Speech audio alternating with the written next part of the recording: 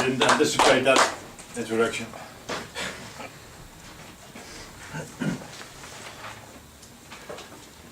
Stay hungry. Stay foolish. Steve Jobs. That is what Steve Jobs said when he addressed the graduates of Stanford University in 2005. Anybody who does not know who Steve Jobs is? Everybody knows who Steve Jobs is? Right. Was. Yes. Was. Good, was. Right. Sorry. And the purpose of that line was to tell the people who just graduated from one of the top universities in the world that their learning effort did not end there. In fact, it only just begun. And that they had to embark on a lifelong journey of learning. And why is that? Well, the days are over when you could get an education and then would have a job for life. When I graduated, the internet was a research project and the cell phone an unknown thing. Had I stuck to that, my knowledge at that time, I would have been out of a job in 5 years. So lifelong learning is important to keep your job.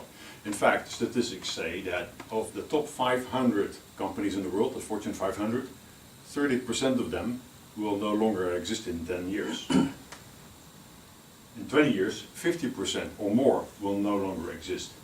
So if you work for one of these, your job could be over, or likely to be over.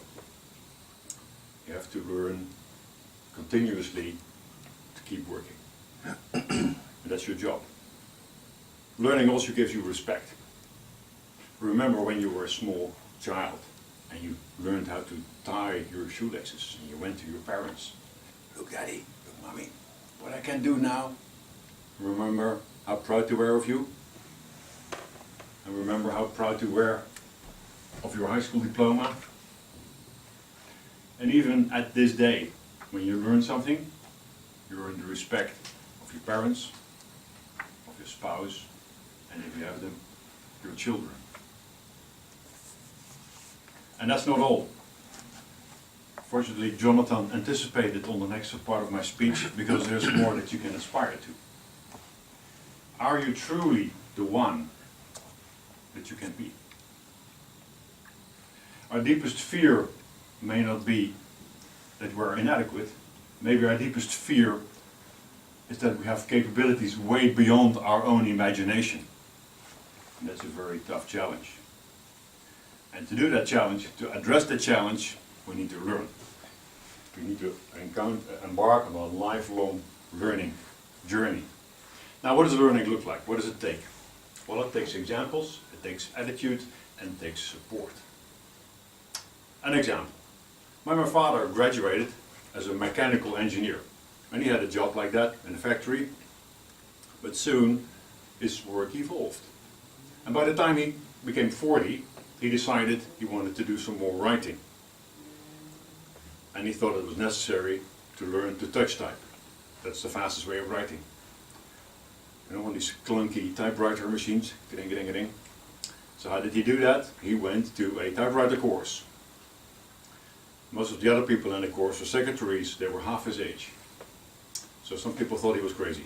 But he did it anyway, and he got his diploma, his typewriter diploma. And when I was 40, coincidence, I decided I needed to learn to typewrite, to blind type, or how would you call it in English, touch type.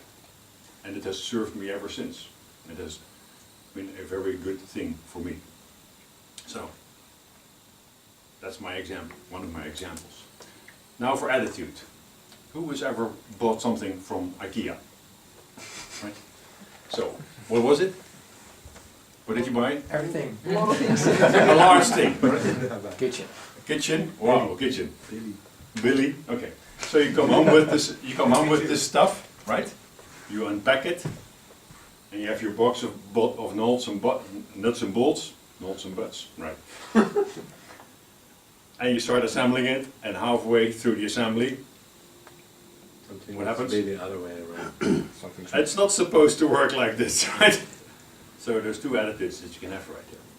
So some people say, when you get into that situation, this once again proves that I cannot do this. Well, I'm a pretty handy guy.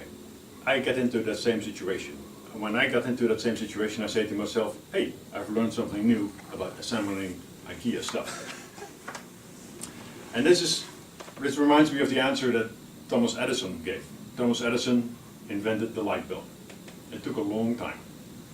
More than 1,000 tries he did. And at the 1,000th try, somebody said, you failed 1,000 times. And Thomas Edison said, no, I have not failed 1,000 times. I've discovered 1,000 ways of not making a light bulb. And he persevered after that. And the rest, as they say, is history. Now, we also need a bit of support. Because learning works best in a safe and fun environment. For example, Toastmasters. Toastmasters is a safe environment, right? Is it a fun environment? Right. And that's it. It's a fun and safe environment to learn in. And when you do the timekeeping, you learn. When you be the grammarian, you learn. When you listen to a speech, you learn. When you give a speech, you learn.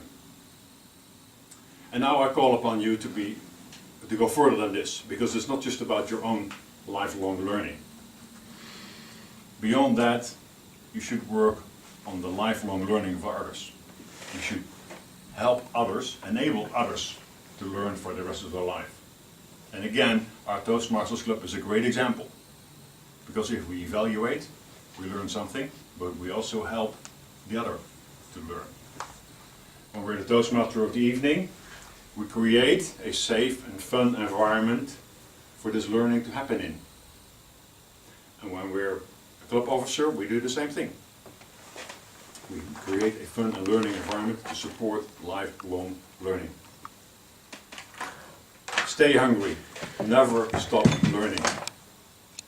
Stay foolish. Never assume that something has to go one way if you think that it also can go another way. Stay hungry, stay foolish, stay Toastmaster.